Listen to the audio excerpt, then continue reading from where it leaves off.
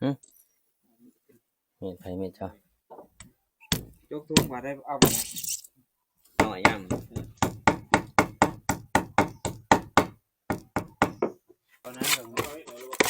บางทีกับหัวคำเขายิ่งปีกายหัวคำเลยท่านเจ้า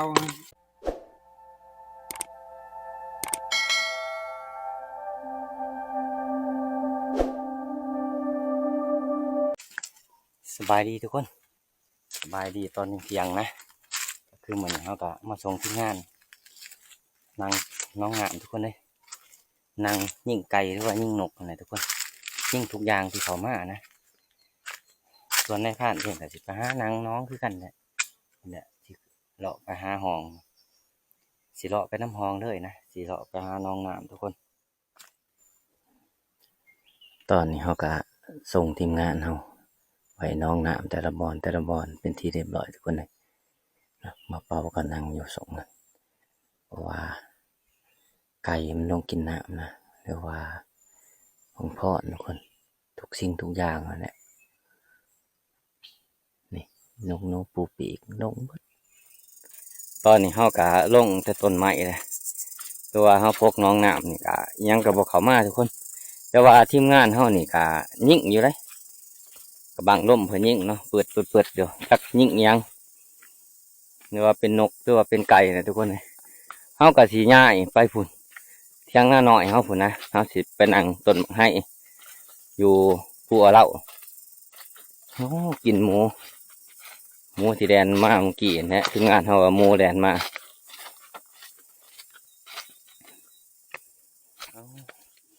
ตอนนี้ก็หอดกระติ้นเลยทุกคนเลยพักผ่อนก่อนจังสีเดินทางต่อนะหลังจากเฮาพักผ่อนนี่เฮากะสีเก็บพักน้ำก่อนพักน้ำโอ้ยเกือบล้มพักน้ำนายดีเลยทุกคนเลยเก็บไปลวกกินกับปนกับแจวเบิดเท่านั้นเตามีแห้งเนี่ยไปต่อทุกคนเลย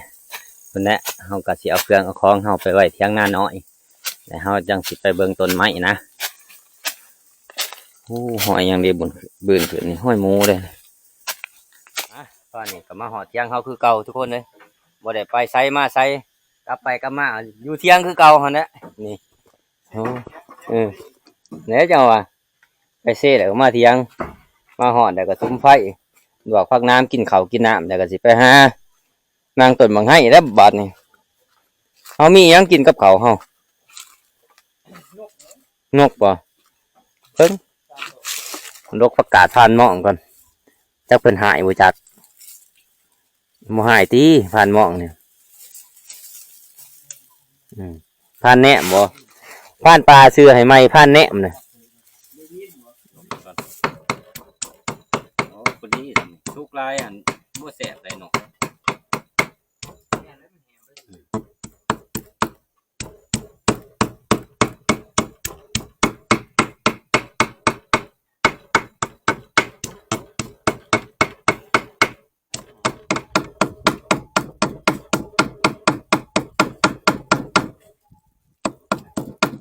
เอาจานมาให้นะ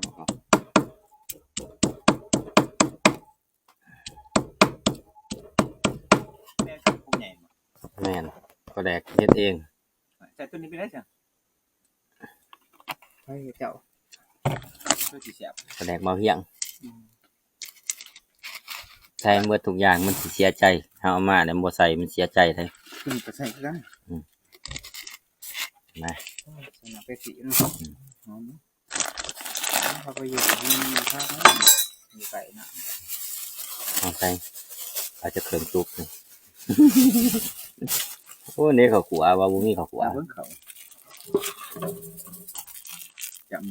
เฮ็ดเองแซ่บหอมประเดี๋ยวแม่คอยได้ยาแป้งเบิ่งจ้าที่จะเอาแค่นี้เป็นยังไงประเดี๋ยวเอาไปยังไงนี่แม่นว่าแม่แค่มาแค่โอ้ยนี่ใส่โลดแค่น่ะบ่เห็นหอมคือยังบ่มากกว่าเขาขัว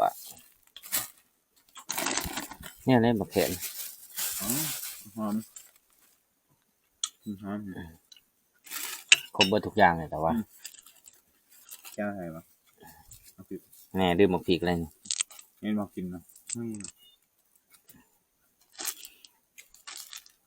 ผมแสบ น้ำเขายังหอนบ่เอาขึ้นมาสิ อ๋อหนัง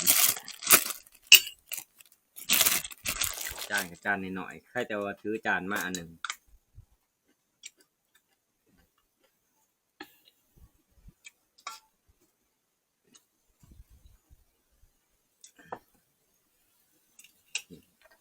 กินแบบไว้ๆเลยนี่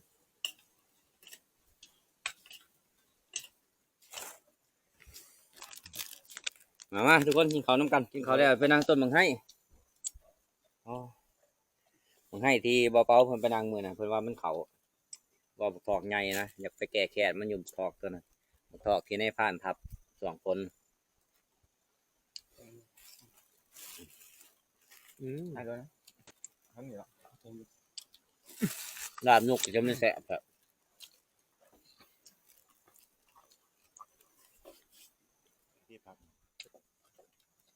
มันบ่ขึ้นเนาะ ปลูกมันเนาะกินงามดีเนาะหมดเลย กินข้าวแล้วไปต่อวันนี้ทุกคนเลยเหมือนพุ่นแหละเขาสิไปนั่งต้นบังให้นะไปนำกัน4 คนมาเป่าแน่แล้วก็ในพาดแล้วก็อายมาแต่ปากเสียแน่มาแต่สารวัตรแน่ไปไปดุนกันว่าในค่ำคืนนี้ว่าเฮาสิมานหรือบ่มานเนาะดุนไปเบิ่งน้ำกันหันแหละ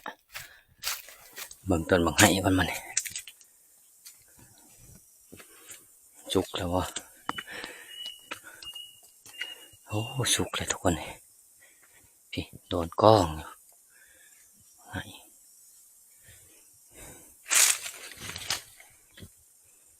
โอ้ยยังเขากินแป้นเบิดทุกคนสงสัยตัวหอนตัวมินนะเขากินเพื่อสิขึ้นไหนทุกคนเลยก็แต่ก็แต่นความสูงหายว่าเลยเดี๋ยวไปสั้นจิกหลีกเลยเมื่อยหมูถามมันมามันก็สิมาทางนี้ทุกคน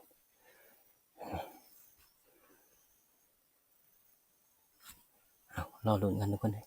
แต่ว่ามันเขาดีนะต้นมะไห้ต้นนี้เขาคำทุกคนเลย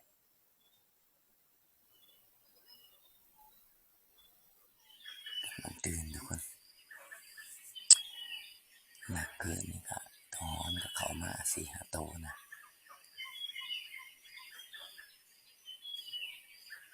ก็หอกนี่เขามาแต่เสาเลยทุกคนก็หอก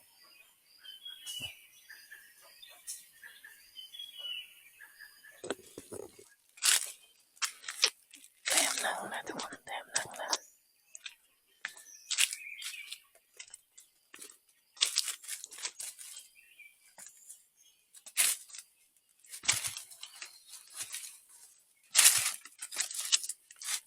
ตัวใหญ่ทุกคน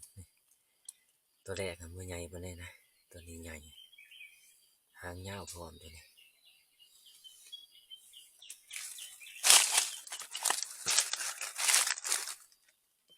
แต่ที่3เนี่ยบ่อยหางกว่าคือเขาทุกคนยังเพิ่นตายวันนี่แผ่นที่3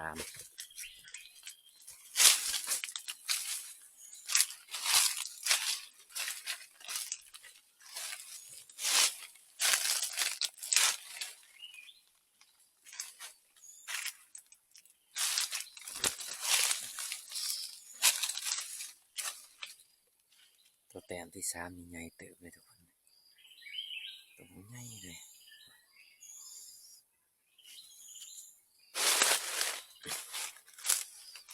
หางผัวลาบแสบๆโมคักเลยเนี่ย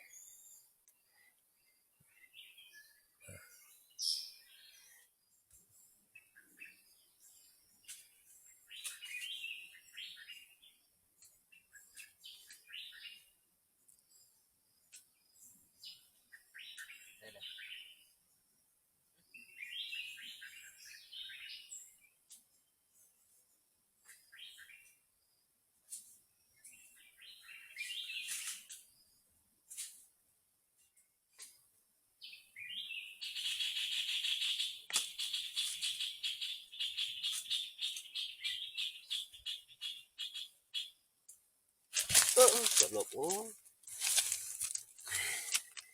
ตัวนี้ก็เป็นแต้มที่4ทุกคนเลยมีตัวเดียวนี่สีต่างหมู่ตัวนี้มันจะออกหมอขาวนี่3ตัวหมอขาวเบิดตัวนี้จะออกนี่เข้มๆนะตัวนี้ออกแล้ว4แต้มทุกคนกลับเทียงนาหน่อยเฮาทุกคนเลยประมาณปานใดมันก็หอก4ตัวก็พอได้อยู่ได้กินทุกคนเลยแต่ว่าเฮามาป่างวนนี่ก็หากินยากทุกคนหรือว่าลาบักเวอร์นี่ก็มันก็เข้ามาอยู่แต่ว่าบักเวอร์พ่อมันอยู่แต่ว่าบ่ได้ทับนะบ่จักไล่ว่าอย่างทีมงานเฮา2คนจักสิมานบ่มานจักเพิ่นไปนั่งทางใดมื้อวานแบ่งให้เพิ่นไป2คนส่วนในภาคก็มา2คนนะเพราะว่าเฮาขึ้นมาแต่เซนี่4คนส่วนทีมงานเฮาอีกส่วนหนึ่งกับผู้ดีอยู่เซ่ผุน6คนจักเพิ่นสิมานยังเนาะอยู่เซ่เอารอลุ้นนำกันทุกคนเลยว่าทีมงานเฮาสิมานยังเพราะว่ามื้อนี้ก็เพิ่นก็สิย้ายขึ้นมาพี่แหละเที่ยงนาหน่อยเฮาพี่ตอนนี้เฮาก็มาฮอดเที่ยงนาหน่อยเฮาคือเก่าทุกคนเลยทีมงานเฮาก็บ่มานยังมีแต่เฮาสิเฮ็ดกับข้าวกับน้ำแล้วก็สิไปหานางต้นมังไห้คือเก่าเนี่ยส่วนในพานก็สิไปเก็บกับลักมาใส่บนหมูเด่นขึ้นทีมงานเพิ่นก็เผาบักหางผัวถือว่ากระหอกที่เฮาไล่มาตอนเช้าเลยทุกคนเลยเฮาสิเฮ็ดต้มนะต้มแล้วก็มาลาบกินก็คักจักบาทอยู่กองกูกองว่าบ่ได้เรื่องเปิดไฟพอดีนะเองเท่านั้นปะต้องถ่ารักหมูอย่างเดียวเนี่ยเห็นเลยก็นำมันก็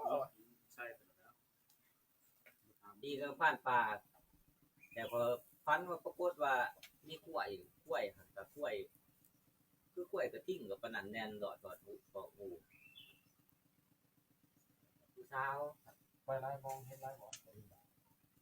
ทางบุกเกอร์หรอกว่าพอซื้อสลับขึ้นแนวนั้นมากตกมาบ่ตายตีตัวก้อนหินทุบเอาตัว2ตัวแตกตัวยิ่งเขาขัดเกิดมันนี่สดต้มแล้วก็สิมาก่อยอีกทีนึงนะผักก่อยนี่ตัวน้ำมันเฮาก็ได้สดตื่นหมูตื่นหอนแบบฮ้อนเข้ามาก่อนหาโตก็สังเกตเบิ่งหา6โตบัดนี้มาเฮิงเติบประมาณบ้านมันอันแลนกิน30นาทีน่ะมันกินกันก็คิดว่าถาตนาอย่างดีขาหมูบัดนี้ข้าวนึงหมูมาบัดนี้หมูมาฮักใหม่ป๊อมันฮ้อนตึ๊ดๆๆๆๆตอนนั้นก็ปิออกเลยฮ้อนมันถ่วงมันตื่นหมูหันตื่นฮ้อนมื้อแรงไปตัวเล็กบัดถ้าฮ้อนก็ตื่นหมูอีกบัดนี้ไปไปมาไปมื้อน่ะเบิ่งว่าเสื้อสกอนนี่นั่นแหละได้ทีได้แหละไปสุกกินในท้องพุ่นพักตีลงเลยบ่ลวกเลยบ่ลวกพักเลยบ่สิบ่กวนกันบ่รสชาติกันล่ะบ่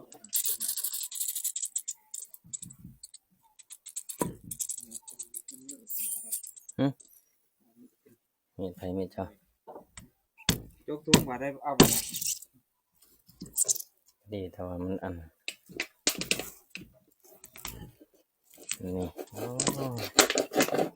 ขามันออกก่อนระดับแรกทุกแล้ว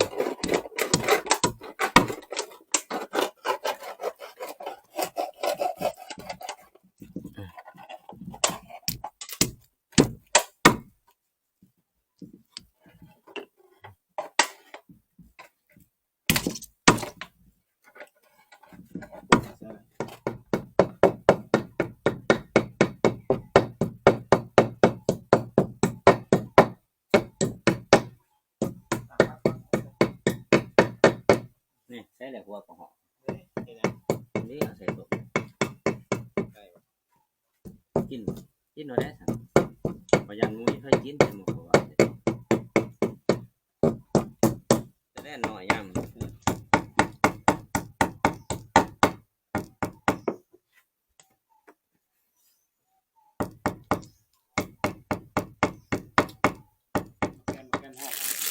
โบจักเลยโบจักซื้อเลยกำลังเห็นเลยนี่ มันกินหน่อยเนี่ย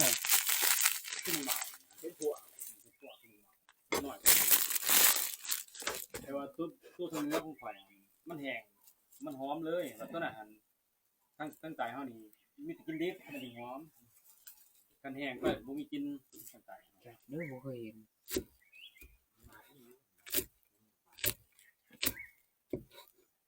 แค่นี้แต่มีผักบัวหัวหอม มีครบอยู่เที่ยงหน้าเขานี่ นี่มันบวกเลย มี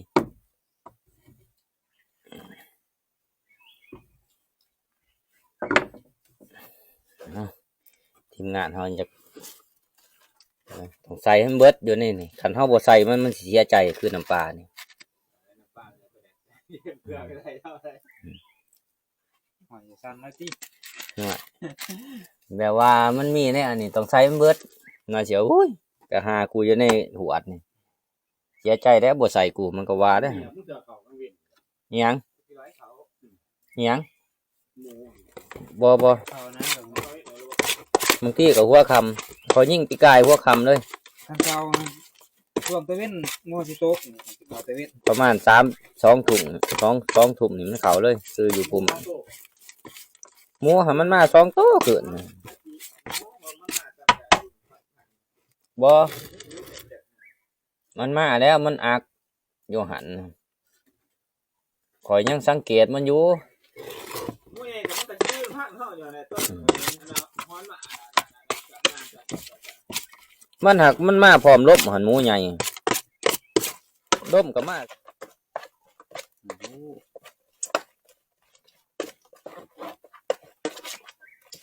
หอมเปดังกันเลย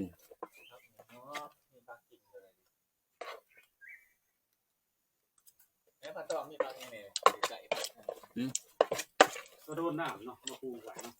กระโดดปลาท่าน แบบไก่ มาทุกคนกินข้าวเช้าน้ำกันโอ้ดาบกระหอกแสบเบิดเท่านั้นทุกคนเลยมาได้กินดาบกระหอกเฮิงเลย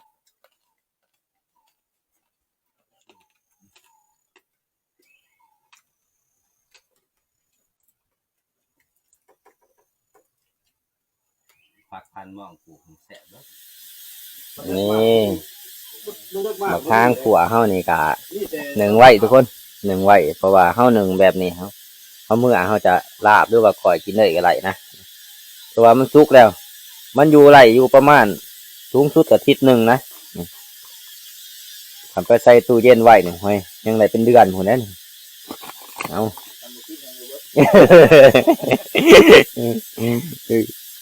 ก่อนเนี่ยมันถือเลย ว่าเป่าเพิ่นก็ขวดน้ำตาลออกแห้งใหญ่กว่าเก่าบัดนี้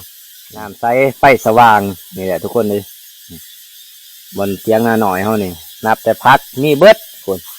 พักพานหมองเพิ่นอันนี้ไว้ส่วนในพานเองหันปลูกอิหยังก็บ่ได้กินดอกปลูกแล้วมันตายพักมี4 ซ้อยเบี้ยหุงก็มีทุกคนเลย2 เบี้ยนะมันใหญ่ๆเนี่ยเสียเอาไปบงบนใหม่ไปปลูกบนใหม่โอ้นี่ก็แมนนี่เบี้ยหุงแมนเบิดวันนี้กินข้าวกินน้ำแล้วก็พักผ่อนกันทุกคนเลยเนาะพอกันวิดีโอหนานะวิดีโอนี่ก็คิดไว้เพียงเท่านี้เนาะเอาก่อนอื่นก็ขอบคุณขอบใจทุกคนที่เข้ามาครับมาชมในพาร์ทเนี่ยเป็นต้นเป็นจบเนาะขอบใจหลายทุกคน